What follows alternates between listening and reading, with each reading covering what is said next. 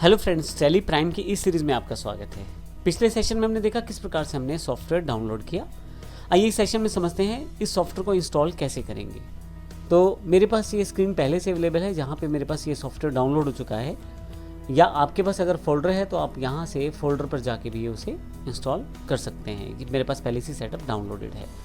अभी मैं सिंपल आपको बता देता हूँ। यहाँ से आपके पास ओपन का ऑप्शन है, ब्राउज़र से ही आप इसे ओपन करके कर सकते हैं, या अन्यथा आप डबल क्लिक करके setup.exe को अपने फोल्डर जहाँ पे सेव किया है वहाँ से भी एग्जीक्यूट कर सकते हैं। मैं अभी इसे ओपन कर देता हूँ।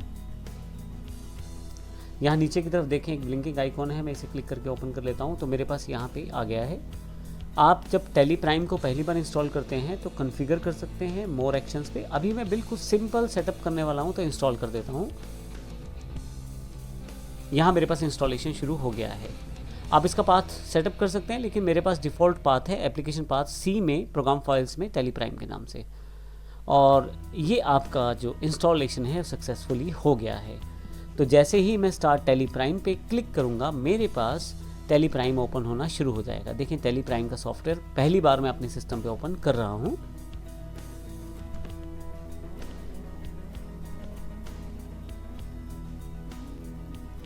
तो मेरे पास टैली प्राइम का इंटरफेस ओपन हो गया है। अब मुझे केवल इसको एक्सेप्ट करना है। मैं इसे यहाँ से एक्सेप्ट कर देता हूँ।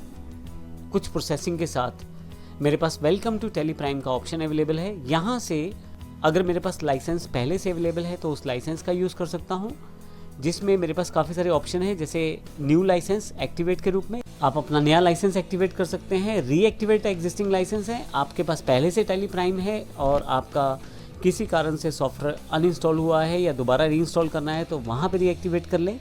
अगर आप लाइसेंस नेटवर्क से चाहते हैं तो वो कैसे इंस्टॉल होगा, वो यहाँ से सेटअप हो जाएगा। लेकिन मेरा जो मोटो है वो try it for free, educational version मुझे यूज़ करना है और आप भी इसे बड़ी आसानी से यूज़ कर सकते हैं। एक इम्पॉर्टेंट बात, आप जब एजुकेशनल मोड को प्रयोग करते हैं तो पहली तारीख, दूसरी तारीख और जिस महीने की 31 तारीख होती है, यानी कि 1, 2 और 31 अगर उस महीने में है तो आप 3 डेट्स पे एंट्री कर पाएंगे। इसका अर्थ ये हुआ कि जनवरी में आप 1 तारीख, 2 तारीख और 31 जनवरी इन 3 डेट्स पे एंट्री कर पाएंगे। लेकिन जब आप फरवरी में आएंगे, पहली फरवरी और दूसरी फरवरी पे तो एंट्री कर पाएंगे, लेकिन क्योंकि उसमें 31 तारीख नहीं है तो उसमें आप 31 तारीख की एंट्री नहीं कर पाएंगे। तो इसका अर्थ ये हुआ 3 डेट्स को आप नॉर्मली यूज़ कर सकते हैं एजुकेशनल मोड में। तो मैं इसे क्लिक कर देता हूँ और मेरे पास देखें यहाँ टैली का पूरा इंटरफेस ओपन हो गया है। डिफ़ॉल्ट रूप में मेरे पास लिस्ट ऑफ कंपनीज़ हैं। अगर पहले से कोई कंपनी बनी हुई है तो वो मैं एक्सेस कर सकता हूँ सेलेक्ट फ्रॉम ड्राइव से, और यदि मेरे पास कोई भी कंपनी नहीं है तो मैं क्रिएट कंपनी कर सकता हूँ। यहाँ से मैं रिमोट कंपनी भी एक्सेस कर सकता हूँ, और अगर कहीं स्पेसिफिक पाथ पे है तो वो भी पाथ मैं सेटअप कर सकता हूँ। मैं ड्राइव से भी एक्सेस कर सकता हूँ डायरेक्टली किसी कंपनी को। लेकिन अभी के लिए मैं इसको यहीं पे इस सेशन को ख़त्म करता हूँ। मैंने इस सेशन में देखा है किस प्रकार से हमने टैली प्राइम को इंस्टॉल किया है और उसे एजुकेशनल वर्जन में ओपन कर लिया है। मैं फिर से आपको एक बात बता देता हूँ कि टैली जब आप एजुकेशनल मोड में प्रयोग करेंगे किसी भी वर्जन में, अभी टैली प्राइम में भी बिल्कुल सेम है, उस आप फाइनेंशियल ईयर में एंट्रीज कर सकते हैं। लेकिन इम्पोर्टेंट बात यह है कि आप किसी भी महीने की पहली, दूसरी और अगर उस महीने में 31 तारीख आती है, इन 3 डेट्स पे ट्रांजैक्शंस को स्टोर कर सकते हैं।